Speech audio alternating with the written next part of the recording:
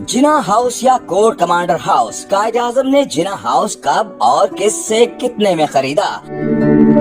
जिना house Lahore जहां वाक़े है, ये जायदाद लाला शिव दयाल सेठ के नाम थी, जो लाहौर की अहम समाजी शख्सियत थे और तामीरात के बिजनेस से वाबस्ता थे। उन्होंने 1935 में अपनी वफात से कुछ साल पहले ये जायदाद ख्वाजा नजीर अहमद को फरोख्त कर दी थी और ख्वाजा नजीर अहमद ने ये जायदाद अपनी बेगम के नाम कर दी थी और फिर उनकी बेगम ने ये बंगला लाला मोहन लाल को फरोख्त कर दिया था। जुलाई 1943 में कायद आज़म मोहम्मद अली जिना ने ये बंगला जस्टिस काजी फायज ईसा के वालिद काजी मोहम्मद ईसा के जरिए मोहन लाल भासन से 1,62,500 रुपए में खरीदा था।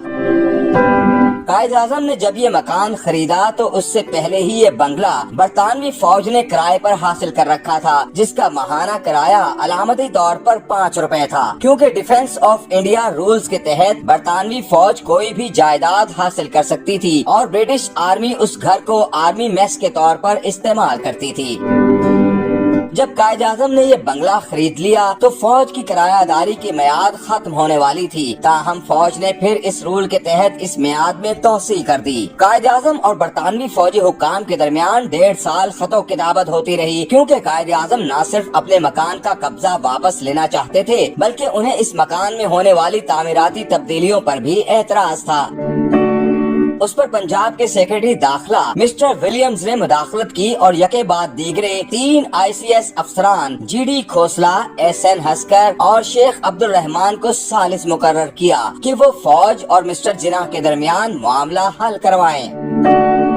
ये तो मालूम नहीं हो सका कि कायद आज़म ये घर फौज से खाली नहीं करवा सके या फिर उनकी मर्जी के मुताबिक किराए में 700 रुपए का इजाफा हो गया और फिर नए मुआहदे की मियाद अप्रैल 1947 मुकर्रर हुई। साद एस खान अपनी किताब में लिखते हैं कि किराया नामा की मियाद खत्म होने से चंद हफ्ते कबल ही 3 जनवरी 1947 को कायद आज़म को गैरिजन इंजीनियर लाहौर की तरफ से मुरासला मौसूल हुआ, जिसमें उन्होंने लिखा, लाहौर के एरिया कमांडर की तरफ से मुझे हुक्म मिला है कि मैं आपको अफसोस के साथ मुतला करूं कि लाहौर में फौजी जरूरियात के लिए इमारतों की शदीद कमी के बाइस आपका मकान बतौर फौजी मेस के काम आ रहा है। आपको किराया की मियाद खत्म होने के बाद भी ताहुक्म सानी वापस नहीं किया जा सकेगा। इस अस्करी लाचारी के बायस आपकी जो दिल आजारी हुई, इसके लिए हम आपसे माजरत खा हैं।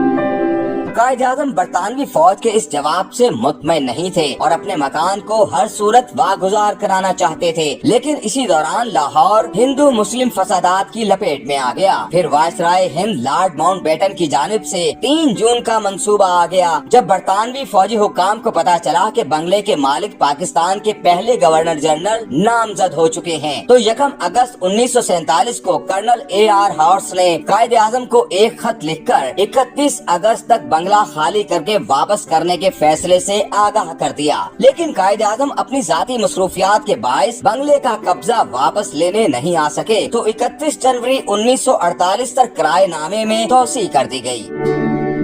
31 जनवरी 1948 को इस घर की तोसी शुदा लीज खत्म हो गई, लेकिन कायद आज़म को इस घर का कब्जा न दिया गया। कायद आज़म मोहम्मद अली जिना की वफात के बाद 1959 में उनकी हमशीरा मोहतरमा फातिमा जिना ने ये अजीमुशान तारीखी घर पाकिस्तान की रियासत को फरोख्त कर दिया और 1966 में इस घर के एक हिस्से को लाहौर के कोर कमांडर की रिहाइशगाह के तौर पर इस्तेमाल किया जाने लगा। 1976 में इसे जिना हाउस का नाम दिया गया।